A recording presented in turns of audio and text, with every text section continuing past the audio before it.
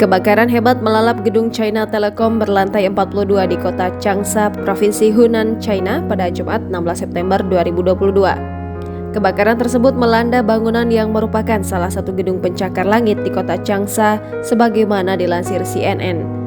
Pihak berwenang mengatakan pukul 16.20 waktu setempat api berhasil dipadamkan.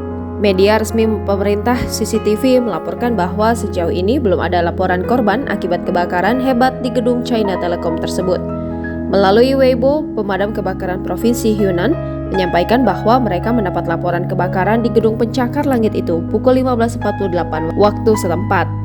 Pemadam kebakaran Provinsi Hunan menyampaikan, laporan tersebut menyebutkan bahwa kebakaran terjadi di gedung China Telecom di distrik Furong, kota Changsha.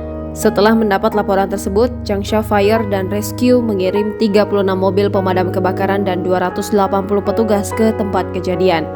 Setelah dilakukan penyelidikan awal, kebakaran dipicu adanya api di luar gedung. Video kebakaran di gedung China Telecom beredar luas di media sosial pada Jumat. Dalam video tersebut, api melalap gedung pencakar langit milik China Telecom yang menurut pemadam kebakaran setinggi 218 meter.